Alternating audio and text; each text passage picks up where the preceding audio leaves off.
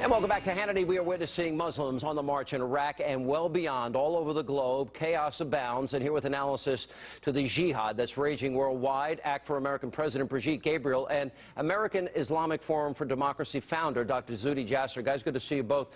All right, so we see these images. 48 Kenyans slaughtered, bodies piled on top of each other. We see the mass slaughter by ISIS in Iraq that's going on. We see Boko Haram. We're told by the former Nigerian president these girls will probably never be found, never go back to their parents that were taken by radical Islamists. The Taliban cutting off fingers of 11 men because they actually voted in the general election. Is this new, or is it now just being reported more, Brigitte? No, it is not new. It is being reported more. I mean, look at my own life story, Sean. My house was blown up by radical Islamists in Lebanon back in 1975, where I ended up living in a bomb shelter underground from the age of 10 till the age of 17, robbed of my youth fighting to survive.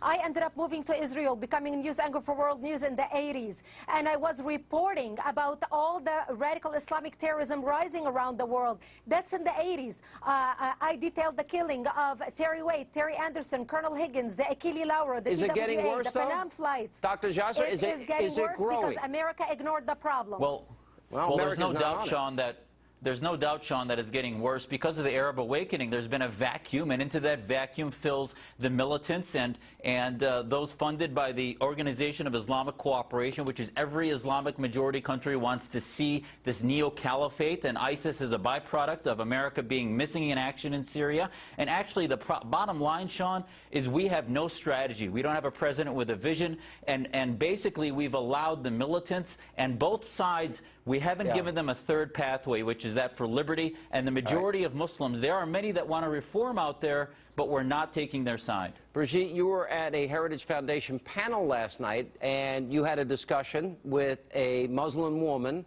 and it's made a lot of news. Let's play part of it and get your reaction. I know that we portray Islam and all Muslims as bad, but there's 1.8 billion Muslim followers of Islam. We have 8 million plus Muslim Americans in this country, and I don't see them represented here. Since you're the only Muslim representative in here, you took the limelight instead of speaking about why our government, and I assume, are you an American? You're an American citizen. So as an American citizen, you sat in this room, and instead of standing up and saying a question or asking something about our 4 Americans that died and what our government is doing to correct the problem, you stood there to make a point about peaceful, moderate Muslims. Why is there, and there are many Muslims that speak out, but not the majority. Why is there this mysterious reluctance and resistance to speak out against radical hijacking of their religion? Brigitte.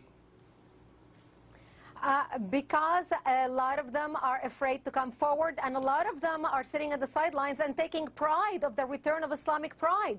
Just like a lot of Germans did not agree with the Nazis, but a lot of them sat on the sidelines enjoying the pride of what was happening in Germany at the time. At the end, they ended up paying a price. And we are seeing this happen to moderate Muslims throughout the Islamic world. And this is why the radical Islamists are growing. They are powerful. And basically, the moderate Muslims who are either not speaking out or not supported when they speak out, like Zuhdi Jasser.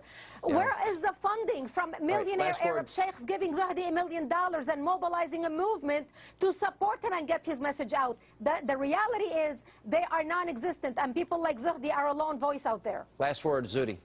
Well, Sean, I mean, she's right in that the bottom line is the reason you haven't heard them is the bad guys, the Islamists that feed the radicals, are funded by billions from all over the world, while us in the American Islamic Leadership Coalition that are reformers should be at the tip of the tongue of every media for ideological diversity, should be given platforms and recognize that we exist rather than the apologetics that somehow either all Muslims are peaceful or all Muslims are terrorists. All right, guys, good to see you both.